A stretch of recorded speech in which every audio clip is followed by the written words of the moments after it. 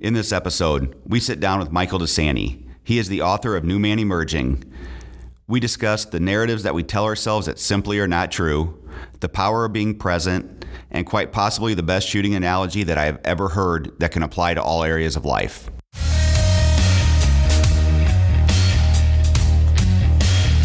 This is the No Excuse to Miss podcast. Welcome to the No Excuse to Miss podcast. I am your host, Scott Volkortson, and today's guest is, among other things, a men's life coach, one that I have been lucky enough to be a part of not only his coaching, but I've attended multiple events that he has helped run. He is an author who is committed to inspiring people to live lives of purpose and fulfillment. As somebody I've learned so much from, it's truly an honor to welcome Michael Desanti to the show. How are you doing, Mike? I'm great, man. It's great to spend some time with you. I'm looking forward to it. Before we jump in, obviously I've been a part of quite a few events that you've done. I've been privileged to be coached by you. But why don't you give the listeners a little backstory of where you've come from and who you are? Oh, certainly, man. I appreciate the opportunity and spending time with you and connecting with your listeners. And, on the easiest surface, I could say it's, I'm a life coach. I specialize in helping men live lives of meaning and purpose. But a little bit about my backstory is, grew up in New Jersey in a model family, I guess you could say, two brothers, the black lab, the mom and dad. And when I was young, when I was 14, my parents split up and my identity as an athlete got changed because of an injury. And then my whole life kind of went upside down overnight. And I spent a lot of time when I was 14, reading and researching and really looking like deep within about, what am I here for? And, the same questions that have really plagued society from day one, who am I and why am I here? And I spent a lot of time really diving into those questions when I was young and spending a lot of time in nature, outside, fishing and hunting with my father and spending a lot of time, really connecting with nature as a kid. And those moments I look back on now have really molded who I am and the way I view the world, the way I see myself and see my life and the contribution that I can make to individuals in their own lives of developing meaning and purpose. And then as I really started to dive deep into that when I was young, I hit my 20s and tried to suppress it all and worked in corporate America and had a bright future of financial promise and kind of chasing that carrot of that proverbial carrot in society. And then I remember in my 20s saying, this isn't how I want to spend my life. I'm making no impact. I'm making comfortable people more comfortable. And in my late 20s and early 30s, I left corporate America and started my own coaching practice and really gauged it on, nutrition and lifestyle and mindset. And that was, over 12 years ago. And now I'm able to really make an influence, a positive influence and a positive impact in people's lives. And that's the course that I've set out in my life. And I really attribute a lot of it to when I was young and really making some, for some people would say, bold or courageous moves when I was young. But now I look back and I'm like, thank God I did, because now I wake up every day and I pinch myself for the life that I get to live. Well, and that's something that, I think you and I have talked about is the life that you get to live of, we kind of joke about how you wake up and it's on, you start your day on your terms. Yeah. Where so many of us, it's on everybody else's terms. But I think a lot of that comes from, it's kind of the narrative that we not only tell ourselves, but that society has told us. Mm. You have to start your day at, 5 or 6 a.m. You have to, hustle and grind. You have to do all this. Where, in many ways, you're the exact opposite of the hustle and grind mentality. The complete you're 180 of that. Yeah. Yes, but you're no less productive and living a life of fulfillment of what you want to do. Mm. So if you can elaborate a little bit on, I think I've heard it said that it's kind of like the roommate that lives in our head that tells us we have to do this, we have to be this, we can't do this, we can't do that. Right.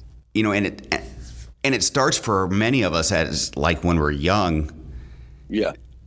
Whether it's our parents or our teachers or whoever it is, or just society in general telling us that this is who we have to be, this is who we have to become. And, and certain things, well, that's for other people. It's not for us to do or be.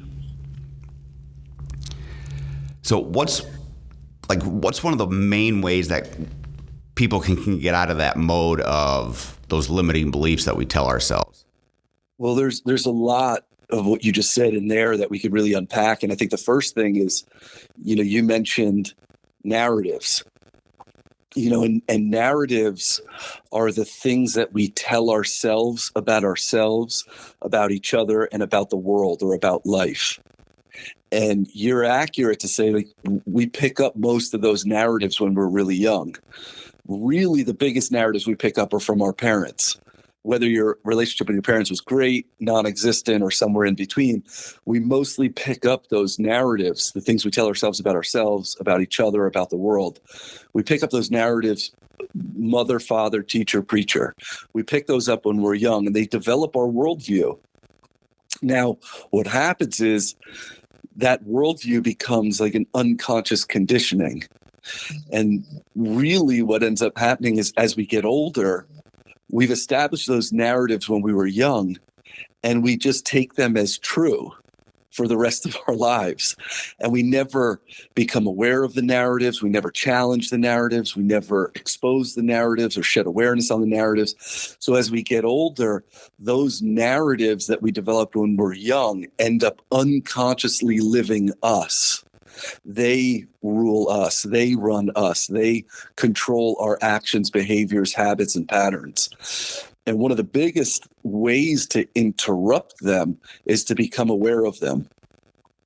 And as we get older, as we're going after goals or we're trying to achieve or succeed or accomplish something, just the fact of what you just said is, if I could become aware of the narratives, there's some of us that think, you know what, that's not even what I want. That's what my parents told me I should want.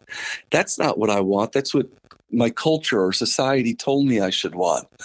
And unconsciously, we start living this life of really inauthenticity, where we're generating something or trying to create something or achieve something.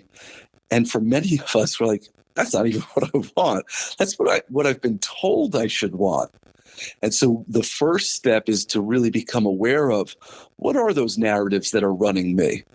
And simple narratives or common narratives are the narratives like, I'm not enough, I'm not good enough, life is hard, people aren't to be trusted. You've got to, what you just said, you've got to grind and work hard to be successful. And what ends up happening is we don't challenge those belief systems. We don't challenge those narratives.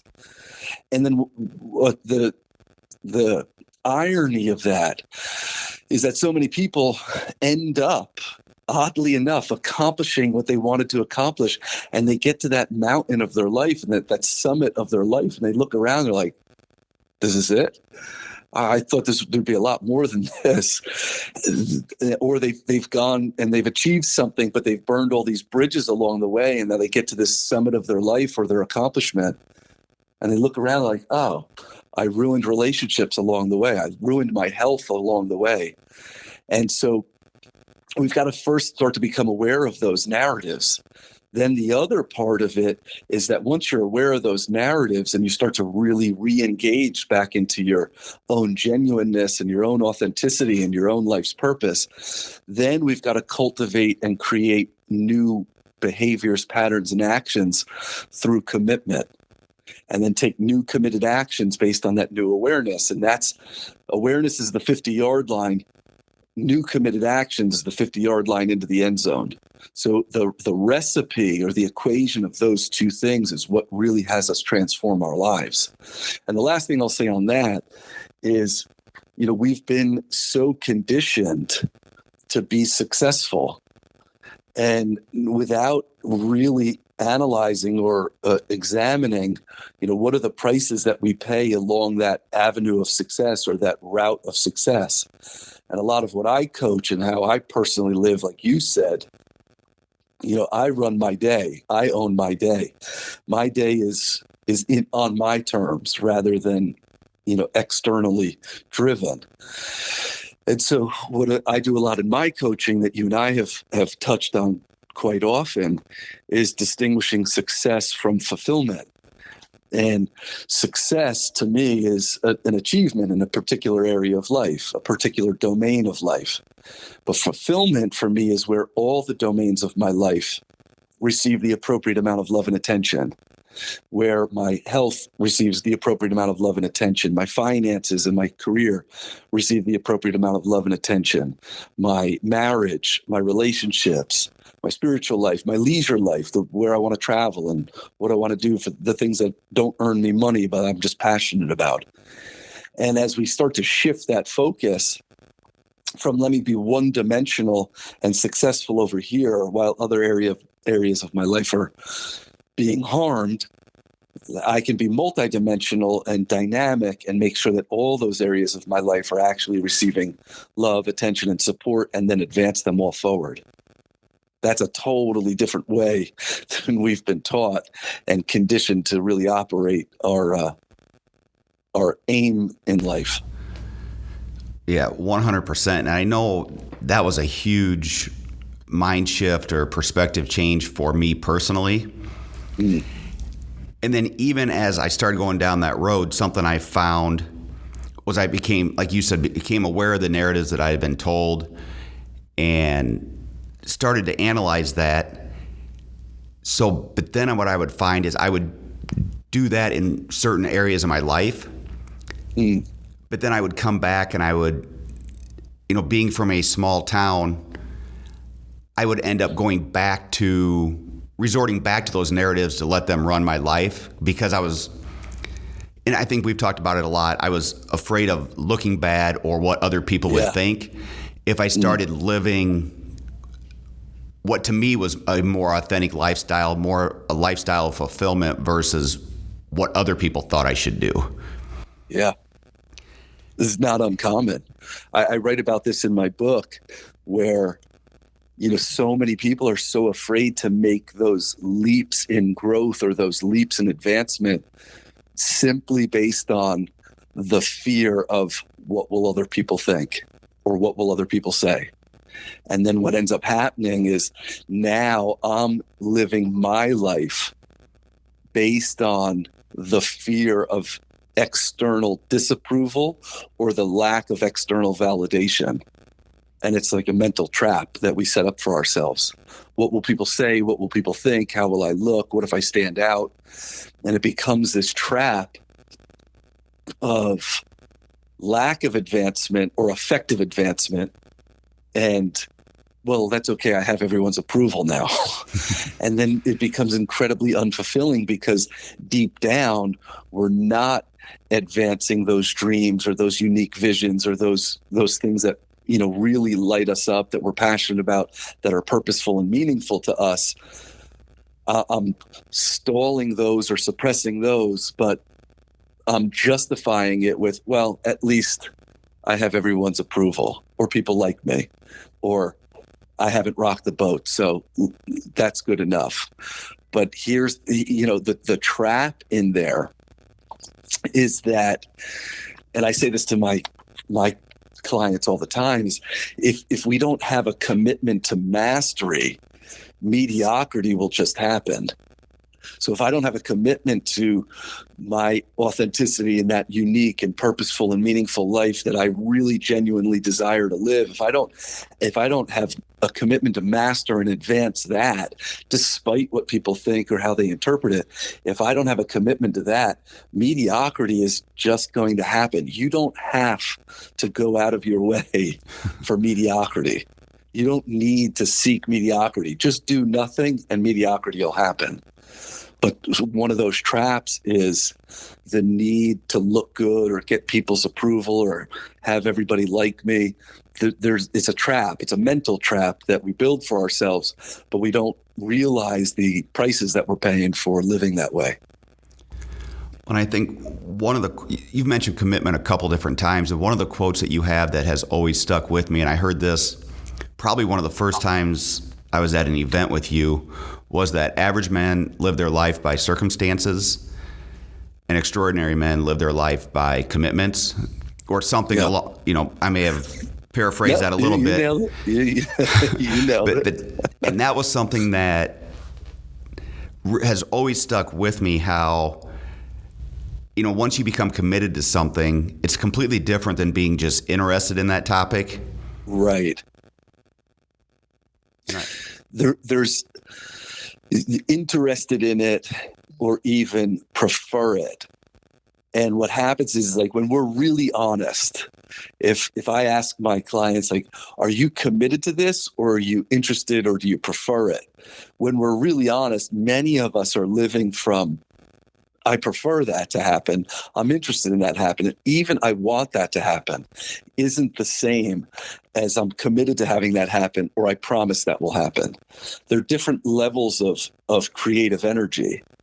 And what happens is when we're really honest, we start to notice that many of us are living our lives at 60%, 70%, 80%, even 90% is still interested.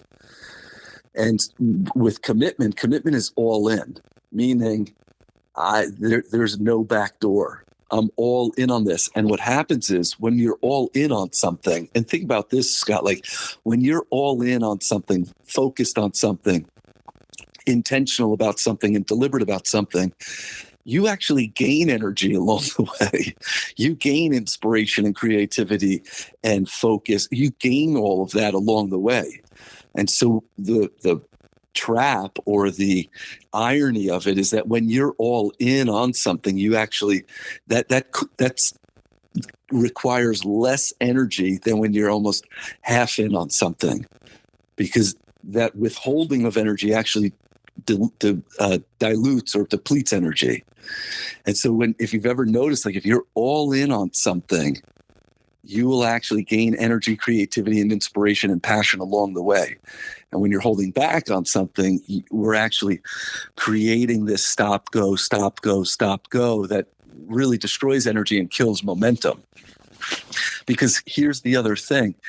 People are going to interpret or judge or critique or assess you no matter what. They're going to critique or assess you if you're doing nothing, and they're going to critique or assess you if you're going all in on something meaningful. So you might as well go for it, because we're going to get feedback and assessments and criticism either way. It's like that. It's like that expression, like, choose your hard. It's hard to be in shape and financially prosperous and have a thriving marriage. That's hard. It requires work. But it's also hard to be lazy and poor and broke and argue every day. Like, they're both hard, but you got to choose your hard. Which one's going to be worth it? Which one's going to be purposeful and meaningful in the end, that you actually put accurate and deliberate energy to?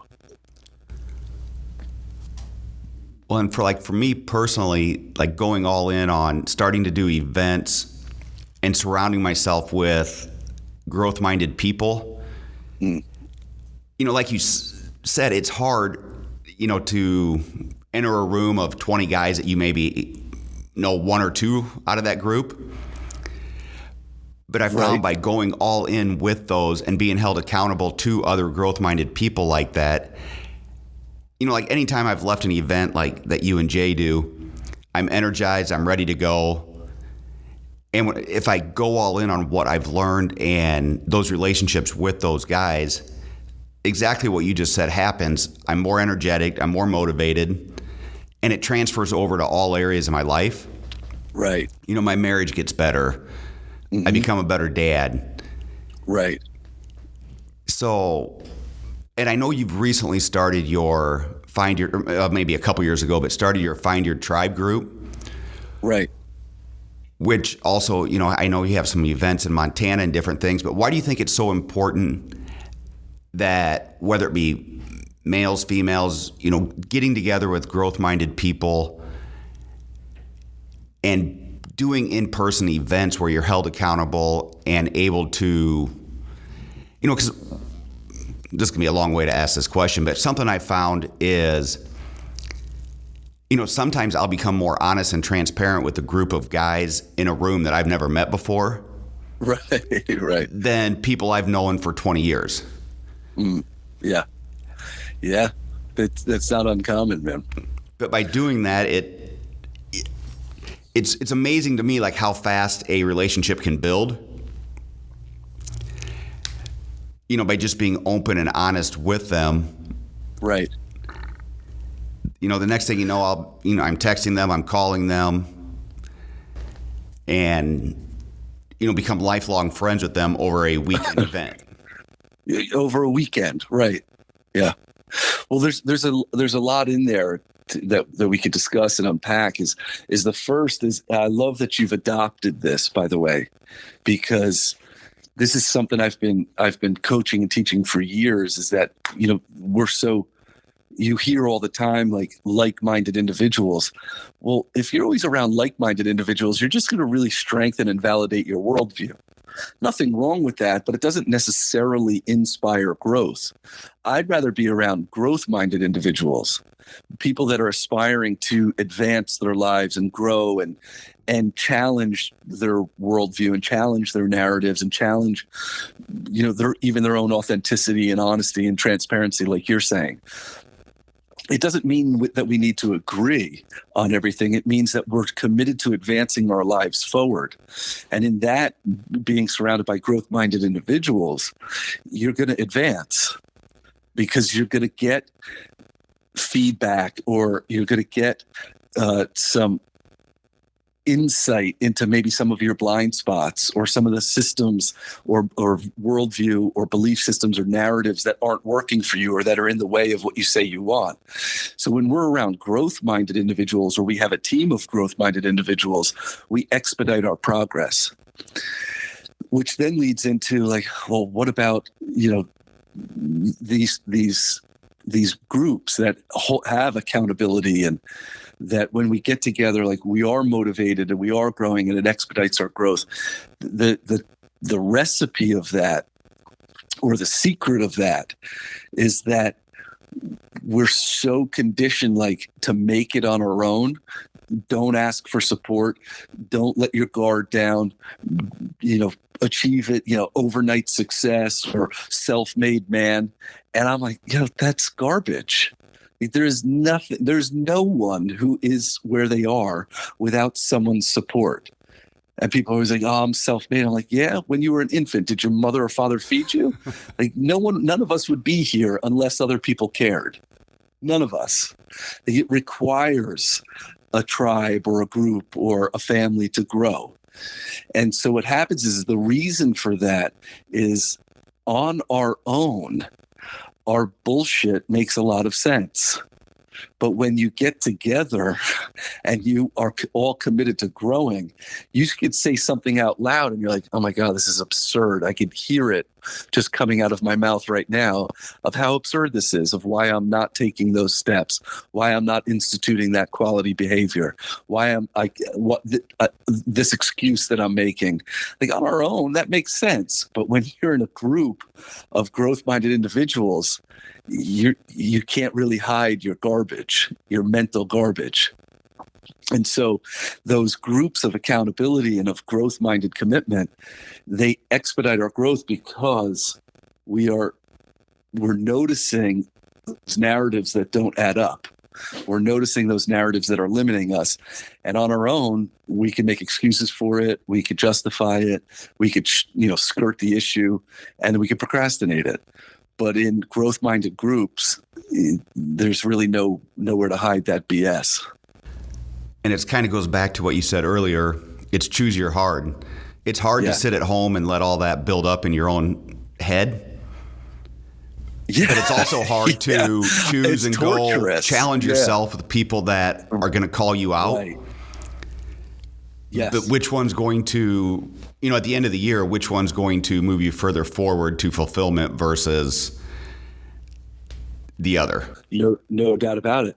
At the end of the year, and then also, the deeper inquiry is at the end of your life.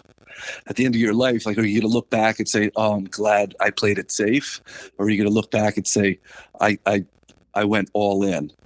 I went all in on this plot of land that I've been given to till in this life, and I made the most extraordinary space out of it. I cultivated it. I tilled it. I nurtured it. I grew it. I inspired others with it." So really, that to me, we all share the same fate. So to me, that's always the great barometer. That's what equalizes everyone. And so when we look back on our lives, are we gonna be happy that we checked off all the to-do lists of every day, or are we gonna be look back and be happy that I made an impact here. I positively influenced here. I touched people's lives here. That to me is what is the great barometer of when we really look back on our lives. Like, that's what's going to matter. And what happens is, to go even deeper into the discussion around, groups or of growth-minded people, or the online course that I run called Find Your Tribe. What we end up thinking on our own, we think that our skills and our gifts are common, and we think our struggles are unique. But what happens is when we get into a group of growth-minded individuals, you start to realize your challenges are common and our gifts and our skill sets are actually unique. And that we can actually create a sense of belonging and a sense of authenticity by showing up to a committed group and saying, all right, we're all committed to growing in this particular area of our lives. Like, this is my skill set. This is my medicine. This is my uniqueness. This is my craft or my skills or my gifts. And these are yours, and these are his, and these are hers. And in that setting, no one's losing out. Everyone's actually cultivating their own uniqueness and their own authenticity. And then it all fits. It all works together.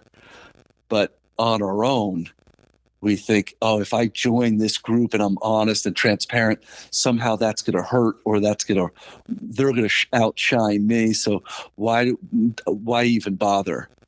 And then we end up going through, again, like you said, like, I'm just choosing the hard of not growing. I'm choosing the hard of not advancing my life forward. I'm choosing the hard of mediocrity, which, no doubt in my mind, mediocrity is much harder on your life than mastery. Absolutely. And I know for me personally, I did that for a long time in our business. Even when I went to events and I would hear very successful business people talk or give actionable steps that I could take, I would come home and justify not having to do the work and say, well, our industry is unique. We're a family business. That doesn't apply to us. Right. Where in reality,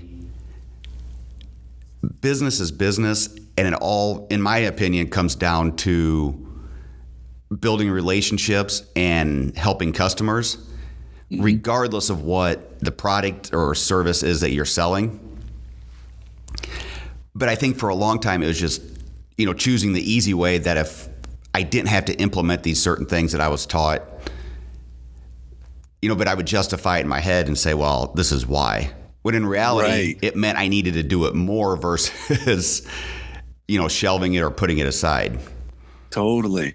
To use, your industry, in the shooting industry, to use an analogy, it's like we're all marksmen, like we're all archers or we're all marksmen. And what happens is, here's the static target. And I missed the bullseye. And I have two options. I could either try and change the static target to fit the way I shoot, or I could start to adjust my form and my breath and my marksmanship to fit the static target. And so what we do so often is externally like, oh, well, only if the target was, 2 inches over, I would have nailed it. I'm like, well, you have no power in that scenario. But what you do have power in is the scenario of, okay, I missed the mark. How do I now adjust my aim? What skill set do I need to advance or improve? What do I need to learn? What belief system do I need to adjust that's not working? Like, let the target be static. That's what targets do. But let me then adjust my aim, my skill set, my posture, my breathing. Like, let me adjust what I actually have power and control over. And now that growth comes from that self-awareness and that self-commitment of constantly honing the skill and craft of my own marksmanship. Visions and goals and aims, like, let them be static, but then start to realize, well, what do I need to adjust, improve, start doing, stop doing in order for me to now accomplish that aim and hit a bullseye. And one of the things that is really critical, again, what you're talking about is, having a group of growth-minded individuals, is as we grow, that fear or that discomfort of advancing and growing our life, like you must meet and confront your inadequacies. If you live your life at a 7 and you want a 10, like, you've got to confront the inadequacy of 8, 9, and eventually 10. But there's nothing wrong with that. That's a way of living responsibly that says, okay, these skills and these systems have gotten me to a 7. What do I now need to learn, adapt, evolution, adjust, refrain from to get me from 7 to 8? Great. Be honest about it. And then create new committed actions toward it, which I've watched you do for years. And your example is excellent of, I'd come home from a show and these were conversations I should have had that I avoided. They were uncomfortable. But over the years, I've watched you really cultivate and exercise confidence and relationship building, and your results are radically different than they were a few years ago. I would completely agree with that. And it's back to like what you said, it was not easy to do a lot of that. But at the same time, the more you do it, the more you have those tough conversations, you find out that all the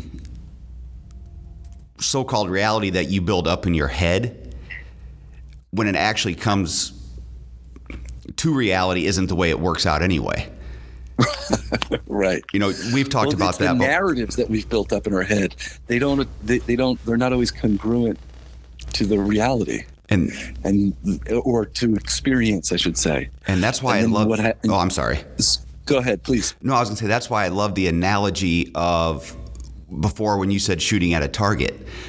Yeah. Because even if you look at like so many shooters, they were taught either self-taught or taught by maybe their dad or granddad how to shoot.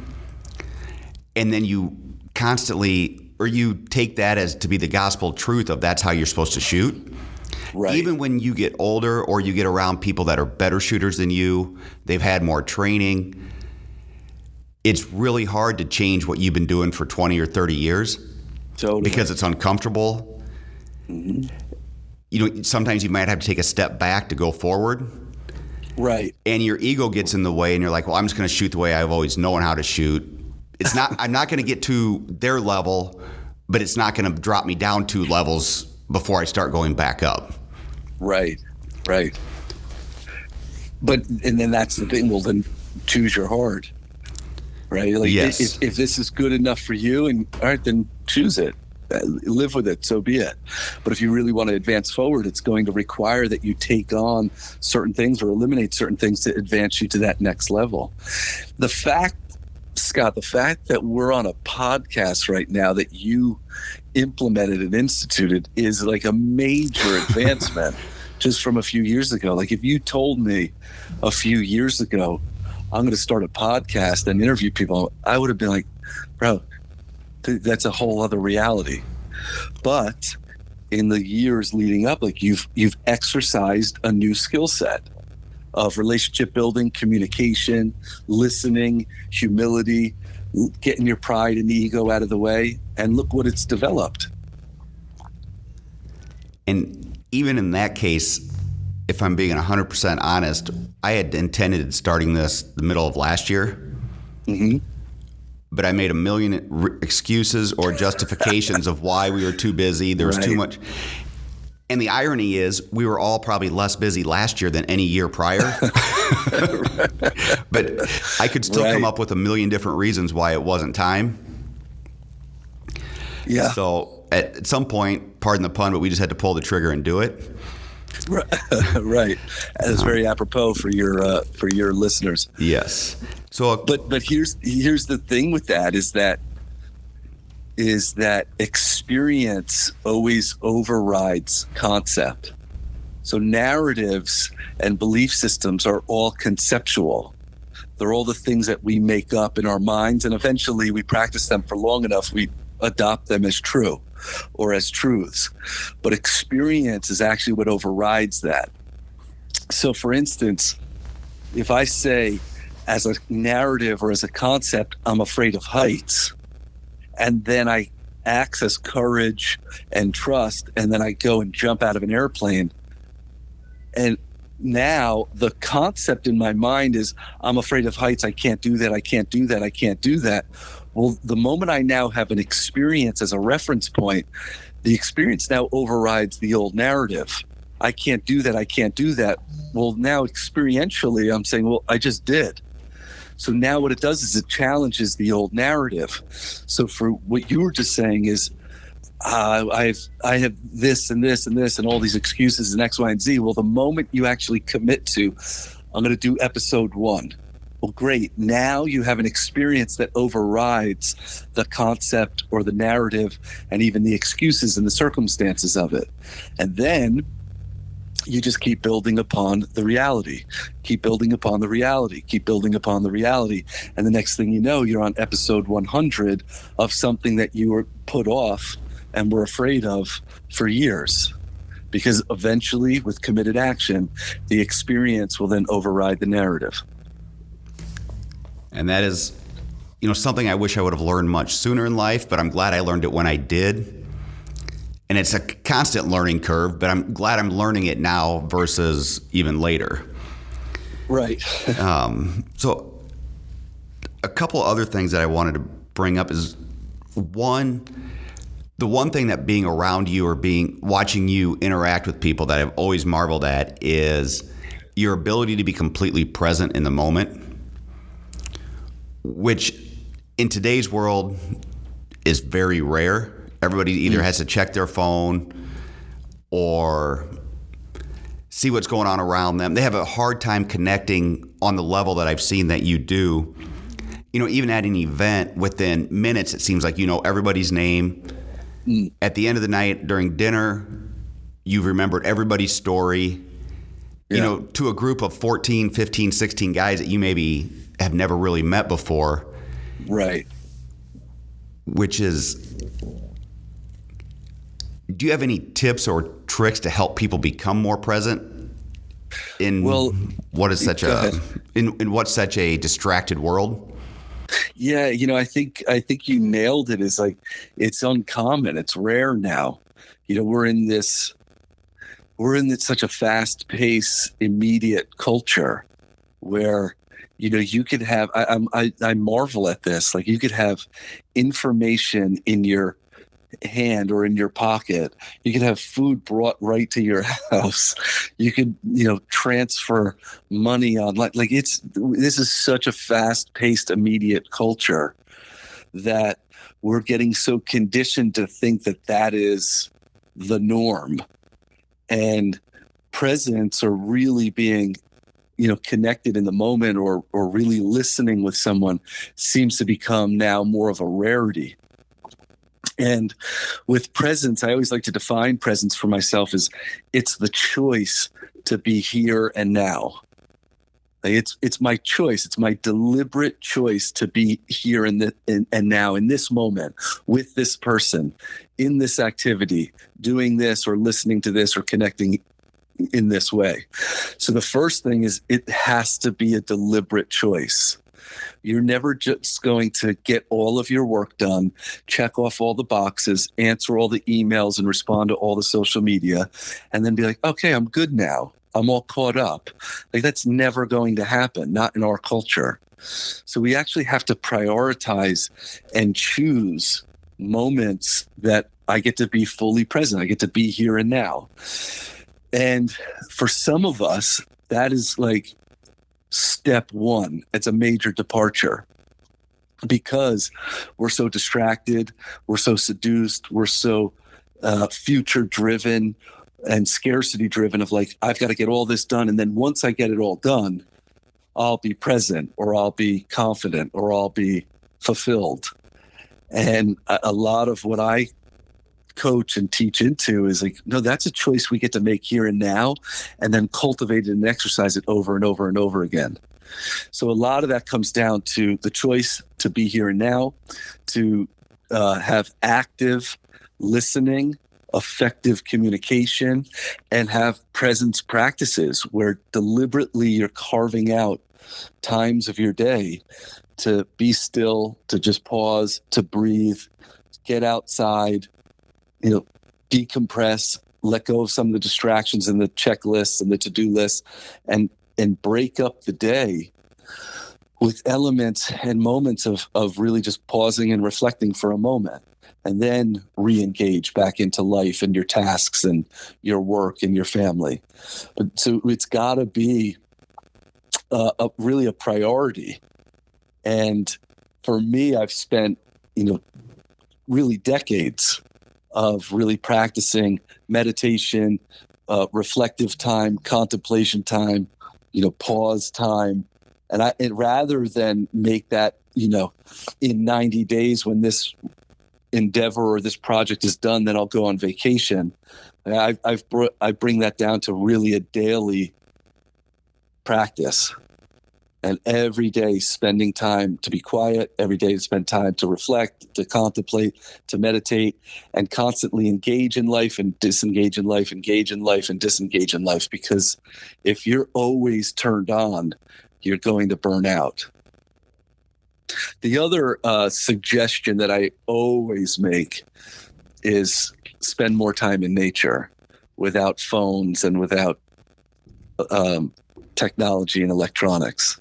I've found that nature has a way of recalibrating us, and has a way of recalibrating our brains, our neurotransmitters, our hormones. Like, nature has its own cycle and its own time. And if you spend enough time in nature, you then begin to adopt the pace of nature, rather than I need nature to fit my schedule. Nature doesn't care. It's on its own schedule, and it's better for us as human beings to adopt our pace to nature, rather than try to control nature and force nature to adopt our pace. Our pace is destructive. Nature's pace is always growth. So that's a big proponent for me too, is spend time outside every day. Now, in February in Carroll, Iowa, you may need to find some substitutions to that. I'm not sure, but I'll leave that on you. Well, you just have to, be prepared. Well, and I know, Seriously, I know Montana is near and dear to you. You mentioned that at the beginning of the podcast. I've seen some of the pictures and the events that you hold up there, which is just, truly breathtaking. And I am going to get to one of those. Oh, we've got to get you on one soon, for sure. And for you, I know, you mentioned that your dad would bring you to Montana when you were young. And I know he unfortunately has since passed. But how important is that to you, to be able to keep going out there and visit some of those same areas? Yeah. That's my father was always an outdoorsman. He's the one that taught me how to shoot, and he's the one, spending time with him. That's the way my father and I connected growing up, was, pheasant hunting and fly fishing and spending time outdoors. That was where we really connected. And he instilled in me a love of nature, the love of the outdoors. And that was so important to me, because that's really where we, as a father and son, that's where we made the most sense, really, there and sports. But as I got older, my identity as an athlete, really dissolved. But my father and I always had, spending time outside together. And my father took me to, he was such an outdoorsman. He grew up in a rough area of New Jersey, which he should have never been born and raised there. My father should have been born and raised in the Rocky Mountains. But I had heard stories all my life growing up about the Rockies and Colorado and Montana and Wyoming and British Columbia, all these places where my father used to hunt at. And when I was 14, my father took me out to Colorado for the first time, and I was like in awe of it. And I ended up going out to college in Montana and really spending a lot of time out there. And my father would hunt out there, and we would connect out there. And then when he was sick, and only months before he finally passed away, he made me promise him that I would scatter his ashes on a mountain in Montana. And it was my father's final wish. And he was so adamant about it. I was like, I got it. All right. But what I didn't realize is that, honoring that final wish and being fully committed to that final wish, I made a commitment to my father that, where I scatter your ashes, I'm going to come and visit you every year. And that became, personally for me, it became this time to spend in nature in this like amazing landscape that's really, to me, heaven on earth. And it became this time where I would, reflect on my year and recalibrate the year to come. And then that commitment to spend that time with him every summer has then evolved and metamorphosed into a retreat where I end up bringing men, a week of men only, a week of men and women. And we do a retreat out there where we really recalibrate, and we revive and recalibrate the year to come, reflect on the year, the half of the year that just went by. And it's been this amazing gift that, it was like the last gift my father gave me was, I'm gonna have you put me in the most majestic place that's gonna make you want to come back every year and spend time with me, and it's going to impact other people's lives just by you bringing them here. And every time I go back out, and every time I drive the road to get to where he is, I drive in, like I'm on the verge of tears, because I'm so grateful that this was his final wish and that I got to carry it out. And I get to bring people here and have them experience it with me. That's amazing. And like I said, I need to get out there and take part of that, just because, hearing, I've heard you describe it, and I've heard other people that have been at the event describe it. And it's one of those things, from what they say, you can't put it into words. Yeah. What that week is like. So that's definitely on my bucket list, and something I'm definitely going to do. Yes, we definitely need you out there, because I just obviously I know the experience, and then, having you out there, I think would just be, it would be exceptional. I can promise you that.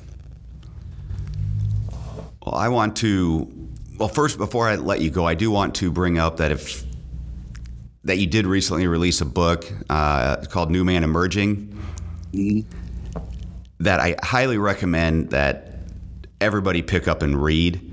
To me, it was like a game-changing book, because I'm big on highlighting books as I go through, and there's so many different things that I highlight throughout that entire one, that it has meant a lot to me, and you've meant a lot to me personally as well. You've gotten me through some some of the toughest times in my life over the last 4 to 5 years, and I can't thank you enough for doing that. You've given me perspective and mindset that, my obligation now is what I try to do is try to pay it forward to other people that might be going through some difficult stuff. Right. And a lot of what I talk about or even bring up to them is stuff that I have learned from guys like you. And I use a lot of your different quotes, simple ones like results don't lie, the, average man, various ones just because they're so true. And if people are open to it, it's been such a life-changing perspective shift for me that I want to share it with everybody else. So thank you for that. Oh, most welcome. I appreciate the feedback and to know that, things that I've gone through or learned or cultivated in my life have made an impact, a positive impact on you and other people. To me, that's the full circle of reward and the reward that comes with responsibility. So I just genuinely appreciate the feedback and the compliments, and thank you. Well, you are welcome. And I know that you've gotten with technology and you have a website now, which is kind of crazy. Much to my hesitation and my chagrin, but yes, I have a marketing team now that handles anything that needs to be done online. So we will, we'll share those links. I'll let everybody know where to find you, where they can find the book, everything when this podcast goes live. But once again, thank you, and I am eternally grateful for you, Mike. Appreciate you, man, and I'm blessed to be a small part of your journey, and I'm really blessed to have you in my life as well, Scott. Well, thank you. Thank you, bro.